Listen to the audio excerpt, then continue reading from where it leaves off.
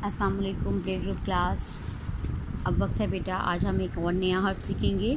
उंगली फेर कर पहले हम हर्फ की बनावट सीखते हैं। देखिए ये आप पढ़ चुके हैं रीडिंग में। इस तरह से ऊपर इसके ऊपर जाएंगे, इस तरह से इसके नीचे आएंगे ऐसे, ठीक है। ये है ज, इसके ऊपर आप उंगली फेरिए, ज, जीम ज।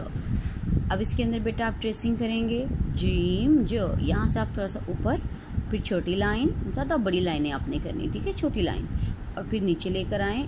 ज़्यादा आपने इसका पेट बाहर को भी नहीं निकालना, इसके बराबर होना चाहिए इसका पेट, और इस तरह से ऊपर लेकर आएँ ज। पहले बच्चों अब हम यहाँ लिखना मैं आपको बताऊँगी। ये देखिए ऐसे आप ऊपर जाएँ, फिर आप छोटा सा से टर्न करें, फिर आप इस तरह से गोल गोल बनाएं और इस पर नुक्ता लगाएं, जीम ज। इस तरह आप ये मुकम्मल करें। जीम के बाद बेटा आता है च। जीम के अंदर आपने देखा एक नुक्ता और च के अंदर 3 नुक्ते। अब चिड़िया को पिंजरे से निकालने के लिए चूहे को क्या चाहिए? दुरुस्त रंग, चीज़ में रंग पड़े। अब देखें, अब इसको क्या लगा हुआ है? ताला, ठीक है, ये है पिंजरा। अब चूहे को, चिड़िया को क्या चाहिए? अब आप देखिए कि अब चूहे को जो है ना, वो इस दोनों चीज़ों में से क्या चाहिए?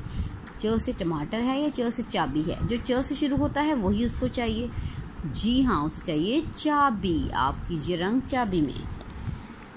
पहले बच्चों आप तस्वीर की शुरू की आवाज़ वाले हर्फ के गिर्द दायरा लगाएं। आप ये तस्वीर देखिए और आप इसकी शुरू की आवाज़ के गिर्द दायरा लगाएं।